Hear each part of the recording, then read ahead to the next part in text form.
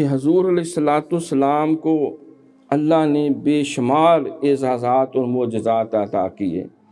آپ کی انگلی کے اشارے سے چاند کے 2 ٹکڑے ہوئے، شق القمر کا واقعہ، ڈوبے ہوئے سورج کو انگلی سے اشارہ کیا، وہ واپس عصر کے وقت پہ آ گیا۔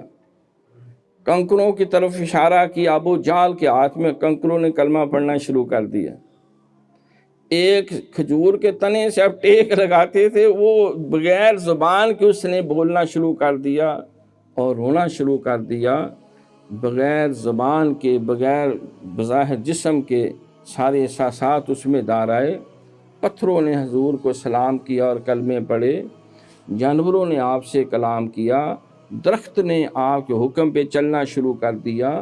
اور قرآن میں خود اللہ نے فرمایا کہ وَمَا رَمَيْتَ إِذْ رَمَيْتَ وَلَٰكِنَّ اللَّهَ رَمَىٰ، اے محبوب جب آپ نے پھینکے تھے کنکر، آپ نہیں پھینکے تھے، وہ تو اللہ نے پھینکے۔ جب صحابہ کے ہاتھوں پہ ہاتھ رکھا تو فرمایا محبوب ان کے ہاتھوں پہ آپ کا ہاتھ نہیں، یا تو اللہ کا ہاتھ ہے، اللہ کا بندہ مومن کا ہاتھ۔ علامہ اقبال۔ غالب و کار فری کار کشا کار ساز۔ تو حضور علیہ السلام کو اللہ نے بڑے معجزات عطا کیے۔ انگلیوں سے آپ نے 5 چشمے رواں ہوئے، دریا گویا کہ رواں ہوئے، اور اس طرح پانی نکلا کہ سارا لشکر اور ان کے جتنے بھی ہوائج تھے، جانور تھے، سب سیراب ہوئے، ان کی مشکیں اور مٹکے بھر گئے، اور سرکار کی انگلیوں مبارک سے وہ پانی جاری رہا۔ معجزہ ہے۔ 4 لوگوں کا کھانا پورا لشکر کھا گیا، یہ معجزہ ہے۔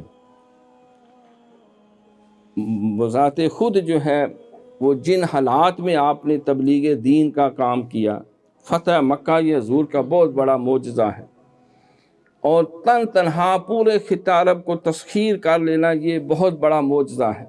بدترین جو اسلام کے دشمن تھے وہ اپنے سارے خاندان سمیت آپ کے دین کے لیے وقف ہو گئے، اور انہوں نے تن من دن قربان کرنا شروع کر دیا۔ یہ سرکار کا معجزہ ہے۔ قرآن مقدس سرکار کا معجزہ ہے۔ ان عظیم معجزات میں یہ معراج النبی کا واقعہ بھی بہت بڑا معجزہ ہے۔